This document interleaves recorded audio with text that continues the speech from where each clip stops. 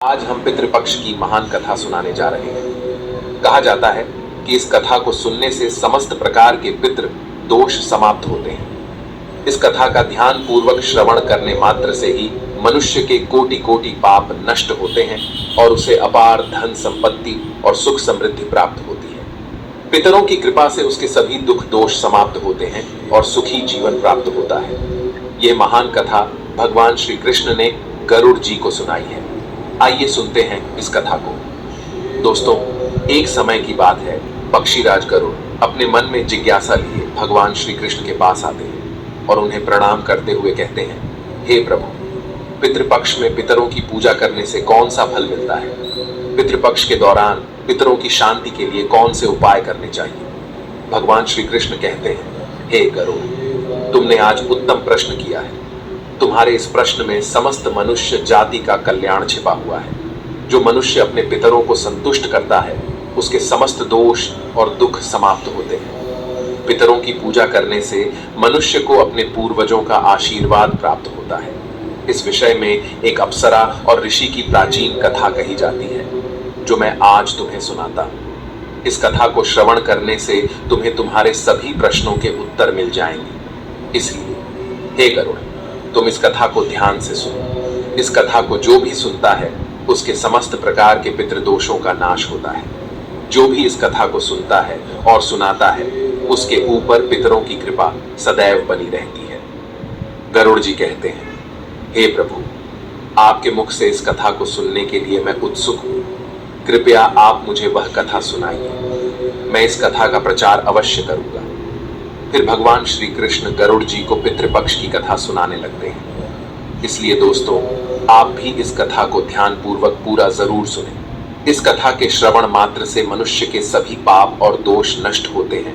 उसे पितृदोष से मुक्ति मिलती है, सभी कर्ज उतर जाते हैं, धन धान्य संपत्ति की प्राप्ति होती है तथा सुंदर गुणवान पत्नी की प्राप्ति निश्चित होती है। संतानहीन को संतान प्रदान करने वाली यह कथा अत्यंत महान है।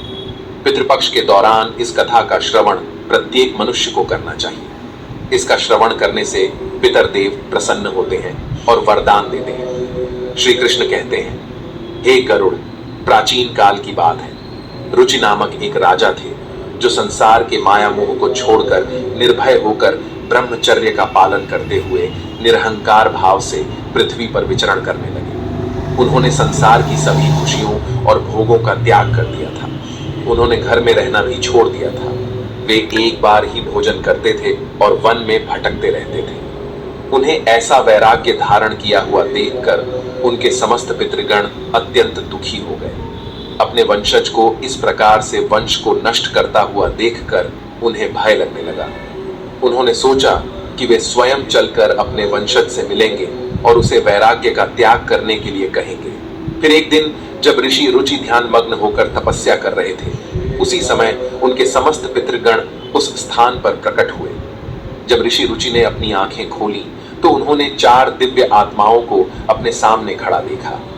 उन्हें देखकर वे आश्चर्यचकित हो गए और उन्हें प्रणाम करते हुए कहने लगे, हे महान आत्माओं, आप कौन हैं और किस कारण से आप मुझे दर्शन देने के लिए पधारे हैं? वे सभी दिव्य आत्माएं कहने लगी, हे वत्स, हम तुम्हारे पूर्वज हैं और हम तुम्हारे इस वैराग्यपूर्ण आचरण से अत्यंत दुखी हैं, इसीलिए तुमसे मिलने के लिए आए हैं। ऋषि रुचि ने उन्हें नमस्कार करते हुए आदर पूर्वक पूछा, हे पितृगण, आप सभी के दर्शन करके मैं कृतार्थ हो गया, किंतु आप मेरे आचरण से दुखी क्यों हैं? कृपया मुझे विस्तार से बताइए। मुझसे ऐसी कौन सी भूल हो गई है जो मेरे पूर्वज मुझसे असंतुष्ट और दुखी हैं? तब वे सभी पितृगण कहने लगे, हे वत्स, तुमने किस कारण से विवाह नहीं किया? विवाह स्वर्ग और मोक्ष प्राप्ति का उत्तम मार्ग है। गृहस्थ आश्रम के बिना मनुष्य को शाश्वत बंधन होता है। गृहस्थ में रहकर मनुष्य देवताओं, पितरों, ऋषियों और याचकों की पूजा करके उत्तम लोकों को प्राप्त करता है। वह देवताओं को स्वाहा और पितरों को स्वधा शब्द के उच्चारण से तथा द्वार पर आए अतिथियों और याचकों को दान देकर संतुष्ट करता है। विवाह न करके, संतान को उत्पन्न न करके तुम देव ऋण तथा पितृजनों के ऋण से मुक्ति नहीं पा सकोगे। संसार में रहने वाले मनुष्य ऋषि तथा अन्य प्राणियों के लिए भी तुम प्रतिदिन ऋणी ही हो रहे हो। संतान की उत्पत्ति के बिना तुम स्वर्ग को कैसे प्राप्त कर सकोगे? देव पूजा, पितृ तर्पण तथा संन्यास ग्रहण किए बगैर तुम्हें स्वर्ग की प्राप्ति नहीं होगी। सभी पितृ कहते हैं, हे पुत्र, यदि तुमने विवाह नहीं किया तो यह अन्याय केवल तुम्हें कष्ट ही देगा। मरने के बाद तुम्हें नरक की प्राप्ति होगी और अगले जन्म में भी कष्ट भोगोगे। फिर ऋषि रुचि ने अपने पितरों से कहा, हे पितरों, जीवन में विवाह करना अत्यंत दुखदायक है। इससे पाप का संग्रह होता है और अंतकाल में यह अधोगति प्रदान करता है।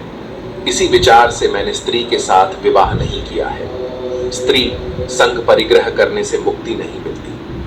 जो व्यक्ति अविवाहित रहकर प्रतिदिन विद्या ग्रहण करता है और ज्ञान के अमृत से अपनी आत्मा को निर्मल करता है, वह मेरे लिए श्रेष्ठ है।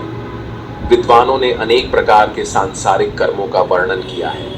इसीलिए मनुष्य को अपने इंद्रियों पर संयम रखकर तत्व ज्ञान के जल से आत्मा को शुद्ध करना चाहिए। फिर पितरों ने कहा, हे वत्स, इंद्रियों को वश में रखकर ज्ञान के द्वारा आत्मा को निर्मल करना चाहिए। तुम्हारा यह कथन उचित ही है, किंतु यह कल्याण का मार्ग नहीं है जिस पर